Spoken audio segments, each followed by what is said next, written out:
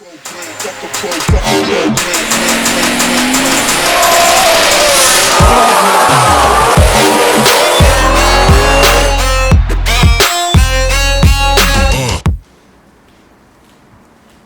day, g'day and welcome to SupercarsAU.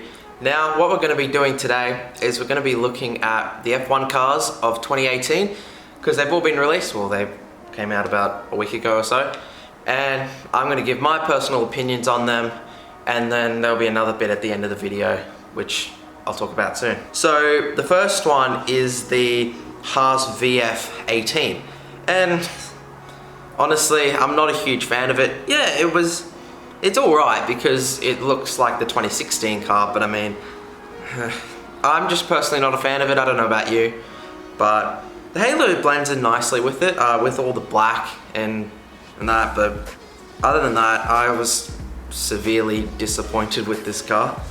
But anyway, moving on. Alright, so the next one was the Williams FW41, and looks no different from last year, except there's a lot more black to it. And that makes it look really, really cool. Like along the underside, it's some weird technology that Williams have that I'm not 100% sure about, but yeah, it looks really good. In fact, the halo once again blends well with it, all white, the Martini, and it'll be the last year of Martini being a title sponsor with Williams, so can't wait to see how that goes. So the next one's my personal favorite, the Red Bull RB14. Looks really cool, and this is the test livery I'm talking about. Looks awesome, blue digital camo, really suits it. However, they released it as a special edition or test livery, but they never brought it out as they never used it for testing. But you know, all in all, it looks pretty cool. The Aston Martin logo, mint. That is just perfect.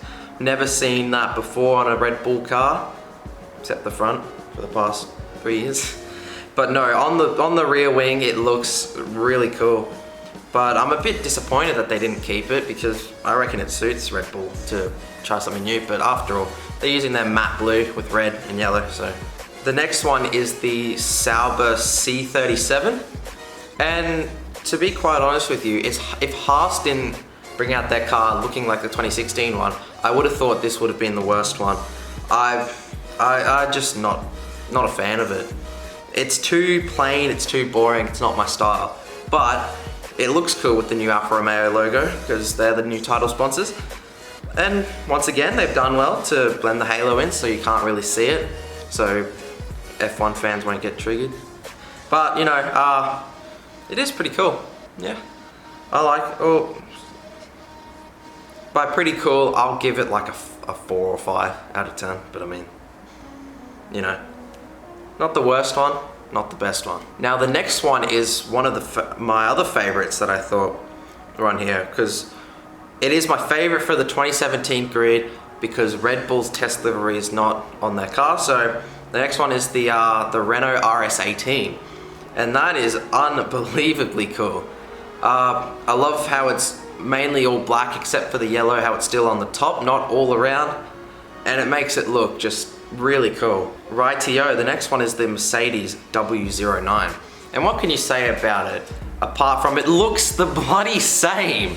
There's no difference to it except for the stripes along the outside, but I mean, other than that, there's no difference. Like, yeah, if it ain't broke, don't fix it, but I mean, have some, you know, creativity. I know they're German, but oh. No, I'm kidding. But it looks alright. I mean, Mercedes is always a good looking car, but I just feel like it's just not, you know, there's nothing new about it, but after all, like I said, if it ain't broke, don't fix it. But the halo doesn't match it either. That was one thing I was a bit disappointed about. And then you've got the Ferrari Sf 71H, and that looks really cool. I reckon it's my second favorite for the grid, just by the fact that it's more red, it's darker, and it looks pretty cool. So they don't have their Santander sponsor anymore, so less white, more red, looks pretty cool. The halo matches nicely, got the Ferrari logo on top. I think they're the only ones to do that, to put their logo on the top. But yeah, other than that, looks really cool. I like it. I don't know about you, but pretty cool. So the next one caught me by surprise. It's the Mclaren Mcl 33. Now, there was a leaked photo of it, which I'll show you up here. And from the looks of it, it looked orange, of course, but I thought I was gonna guess it was gonna be like the old school orange from the 60s and 70s with a bit of black. But then again, the truck should have given it away because it has some cerulean blue, and that's pretty much what it came out as. It looks really cool. Sorry if I'm looking down too much, I'm just looking at my phone, the photos, but looks really cool. Some people might disagree, like the cerulean blue, people might think it's just not good on it, but I reckon it's cool. McLaren are going back to their youth, I guess you could say. They're going back, it's a blast from the past. This looks pretty cool. You know, credit where credit's due, they're the ones to do something new. Same with Sauber, I mean, but not as good looking as the McLaren. Alrighty, so the next one is the Force India VJM 11, and it looks pretty cool. It's still pink again, but I can't say anything bad about it. It looks really cool. More white makes it look more defined. It makes it look just that slightly bit better from last year's, but I mean, wow, it actually, I really like it. For a pink car, I reckon that is just really cool. Yeah, like they've got the blue accents for the BWT sponsoring, but then they've got white accents, which really makes it spot on. I reckon it'd be my third favorite out of them. Just really cool. I don't know about you, but anyway. Alrighty, so the last car is the Toro Rosso STR13. And now this is really cool. No, not too much different from last year, but Honda sponsoring, or the Honda logo and Honda power on it. And, you know, looks really cool. Toro Rosso are going pretty well because pre-season testing is already its first weekend, and they're doing well. Better than McLaren Renault, I think.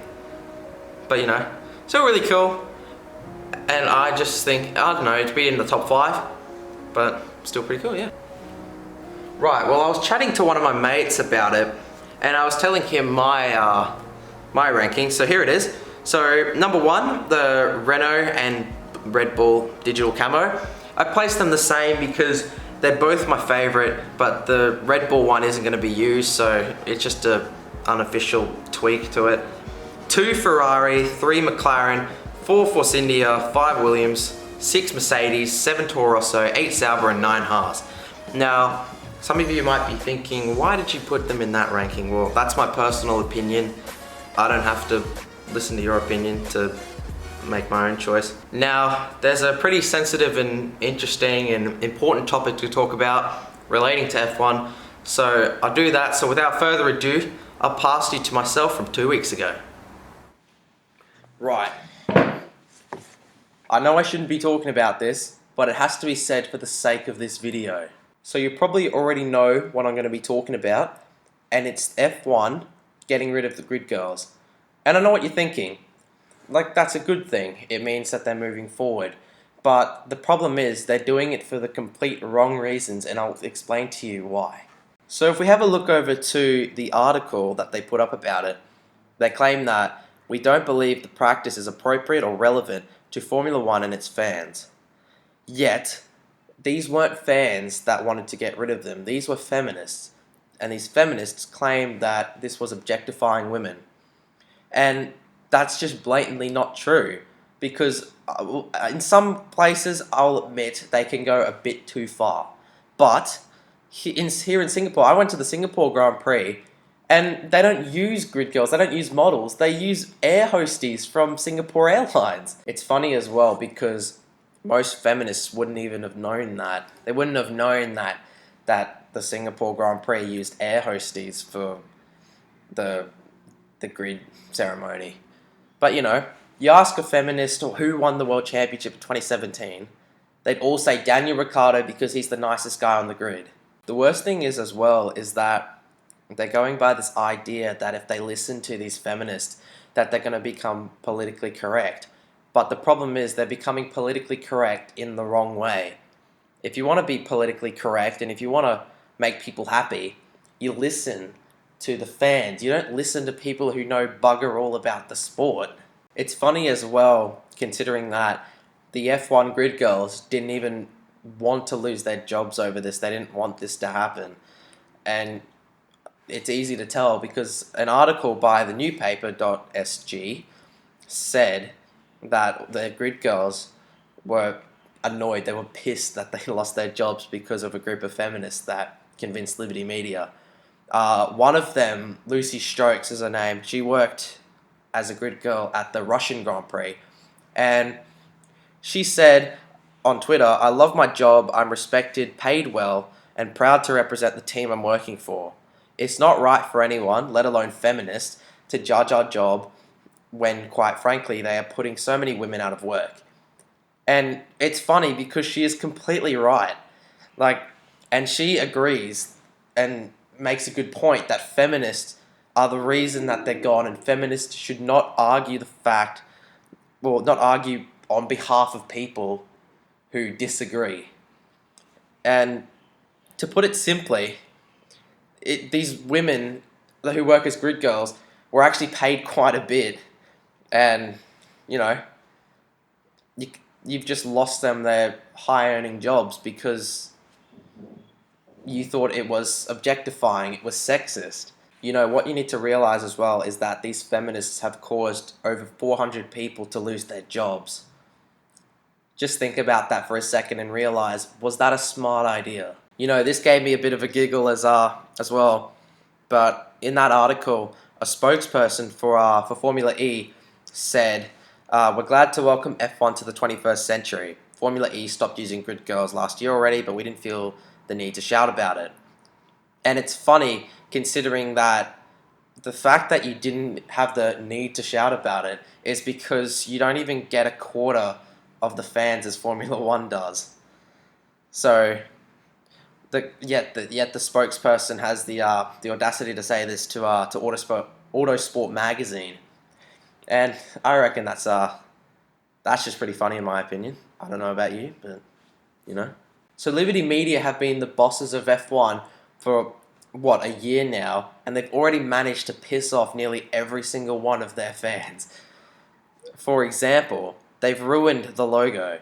And I know some people can find the logo pretty interesting because, they claim it's easy to read, but it's just, the old F1 logo was just better, and they've had it since 1987. So it was a long-standing logo that they didn't really need to change. I understand that they changed it because, they're the new owners. They want to show that we're here, we're the bosses now. But, that wasn't off to a good start. And just reading this now, you've just dug a hole for yourselves that'll be impossible to get your way out of. It'll get to the point where you're firing all the drivers because you're still listening to feminists. Come on. You guys are ridiculous. Whoever owns Liberty Media needs a reality check and needs to understand that these feminists don't voice every single one of us. They shouldn't. They should have no say in it unless they watch the sport. Once again, I'm guessing a lot of these feminists that voted to get rid of the grid girls know bugger all about the sport. Seriously, guys, what the fuck have you done? You're killing the sport, just about. And I know I shouldn't make a big fuss over it, but it needs to be said, and it needs to be talked about. And I know I don't usually talk about controversial things a lot, but this is just one thing that shits me to tears because of how ridiculous it is that Liberty Media and FIA are so stubborn about some things, and this is one of them. Come on. You can't sit there watching this video and say, "Oh, well, they're making good decisions so far." Because no, they're not. Look, if you look at the idea that getting rid of girls as a showcase, sure, if they did it for the right reason, then yeah, possibly. If the real fans or if the grid girls were saying, "No, we don't like this idea, we want to scrap it," and they got rid of it because of that, then sure, okay, I don't care. But the fact that they're going by this idea that they're listening to the fans, yet they're not, they're listening to people who know fuck all about the sport, is quite incredible, to say the least. You know, to put it simply, Liberty Media, you guys have fucked up really, really badly. And I hope that you can learn from your mistake. Well, I can't wait to see the hate comments from this. I hope you guys enjoyed it. Please leave a like below if you enjoyed the video. Please comment your thoughts, share, subscribe, all that. I hope you guys enjoyed it, and I'll see you guys next time. What do you think?